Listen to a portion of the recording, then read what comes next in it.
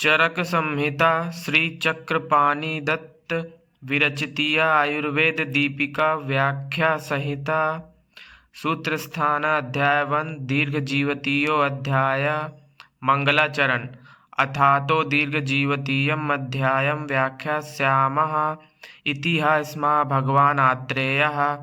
अब इसके पश्चात हम दीर्घ जीवित रहने के अध्याय की व्याख्या करेंगे।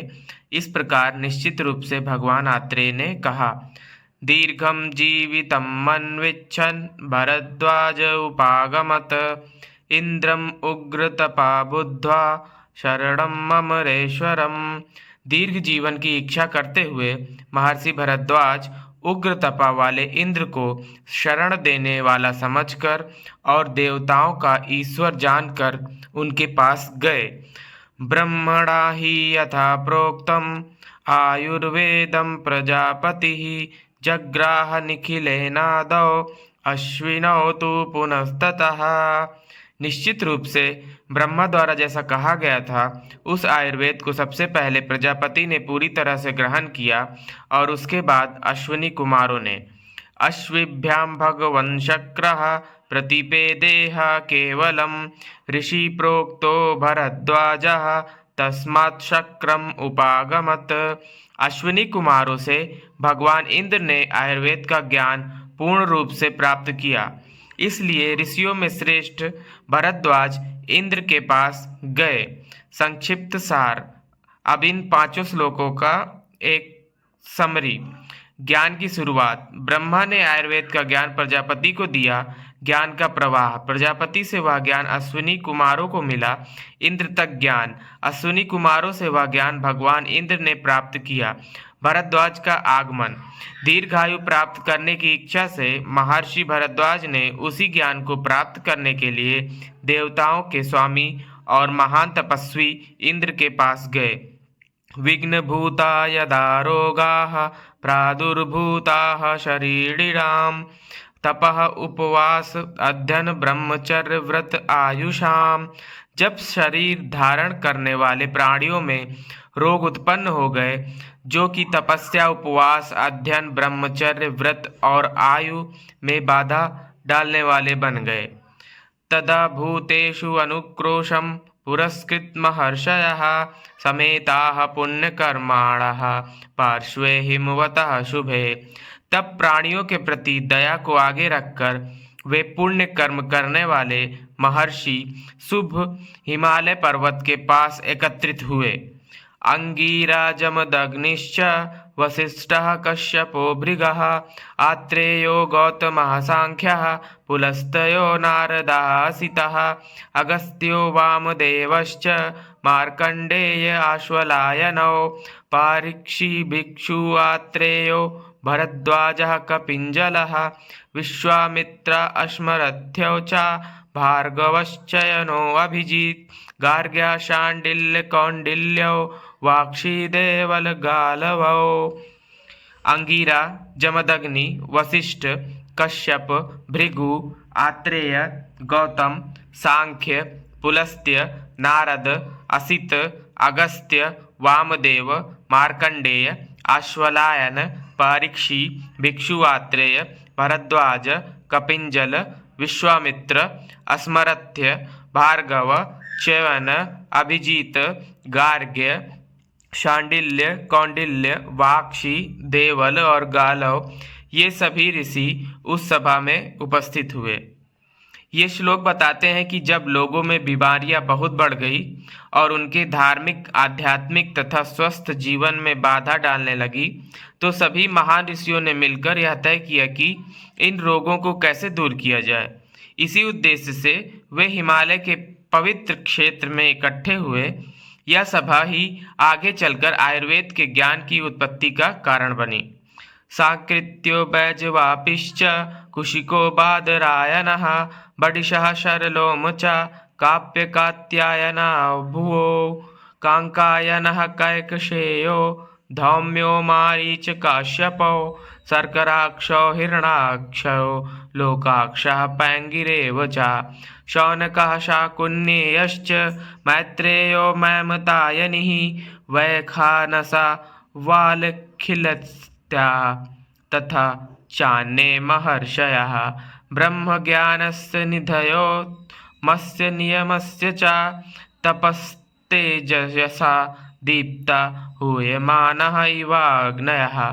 सांकृत्य, बैजवापी, कुशिक, बादरायन, बडीश, शरलोमा और दोनों काप्य तथा कात्यायन, कांकायन, कैकशेय, धौम्य, मारीचा, काश्यपा, सर्कराक्ष, हिरण्याक्ष, लोकाक्ष और पिंगी के पुत्र पैंगी, शौनक, शाकुनेय, मैत्रेय, मैमतायनी, वैखानसा, वालखिल्य तथा अन्य महर्षिगण, ये सभी ब्रह्मज्ञान, संयम और नियम के भंडार थे। वे तपस्या के तेज से ऐसे दैदीप्यमान थे जैसे अग्नि में आहुति दी जा रही हो। सुखोपविष्टास्ते तत्र पुण्याम चक्रु कथामिमाम धर्म अर्थ काम मोक्षणाम आरोग्यम मूलमुत्तमम। वे सभी वहां सुखपूर्वक बैठकर यह पुण्यमयी कथा कह रहे थे। धर्म, अर्थ, काम और मोक्ष, इन के लिए आरोग्य ही सबसे उत्तम आधार मूल्य है। इस पूरे श्लोक समूह में बताया गया है कि ये महान ऋषिगण जो ज्ञान और तपस्या में लीन थे, एक स्थान पर एकत्र हुए। उन्होंने आपस में यह पवित्र चर्चा की कि धर्म, अर्थ, काम और मोक्ष की प्राप्ति के लिए उत्तम स्वास्थ्य ही सबसे महत्वपूर्ण नींव है। रोगास्तस्य अपहर्तारः श्रेयसो जीवितस्य च प्रादुर्भूतो मनुष्याणाम् अंतरायो महानयम् कः स्यात् तेषां शमोपाय इत्युक्त्वा ध्यानमास्थिताः अथ ते शरणं शक्रं तदृशुर्ध्यानचक्षुषा। रोग, बीमारियां उस कल्याण, धर्म, अर्थ, काम, मोक्ष और जीवन हरण करने में बाधा डालने वाले हैं। यह बहुत बड़ा बाधा मनुष्यों के लिए उत्पन्न हो गया। उन रोगों का शमन क्या होना चाहिए, यह कहकर महर्षि ध्यान में स्थित हो गए। इसके बाद उन्होंने ध्यान रूपी नेत्र से इंद्र को आश्रय उपाय बताने के रूप में देखा। सा वक्षति शमोपायम यथावद अमर प्रभु कः सहस्राक्ष भवनम गक्षेत प्रदुष्टम सचीपतिम अहमर्थे नियुज्येयम् अत्रेति प्रथमं वचः भरद्वाजो अब्रवीत तस्माद् ऋषिभिः सा नियोजितः। स शक्रभवनं गत्वा सुरऋषिगणं ध्यगं दर्दश बलहंतारं दीप्यमानमिवानलम्। ऋषियों ने ध्यान दृष्टि से देखा कि वह अमर प्रभु, देवताओं का राजा इंद्र ही यथावत सही तरीके से शांति और रोगों को शांत करने का उपाय बताएगा। अब प्रश्न उठा कि 1000 आंखों वाले इंद्र के भवन में जाकर इंद्र से यह पूछने कौन जाएगा। भरद्वाज मुनि का सबसे पहला वचन था, मुझे इस कार्य के लिए यहाँ नियुक्त किया जाए। इसलिए ऋषियों द्वारा उन्हें नियुक्त किया गया। महर्षि भरद्वाज शक्र इंद्र के भवन में जाकर वहां देवताओं और ऋषियों के मध्य में बैठे हुए दैत्य बल के नाशक यानी इंद्र को अग्नि के समान तेजस्वी देखते हैं। सारांश: मनुष्य के जीवन और कल्याण के लिए रोग एक बड़ी बाधा बनकर आए हैं। महर्षियों ने रोगों के प्रकोप को देखकर उनके शमन का उपाय जानने का निश्चय किया।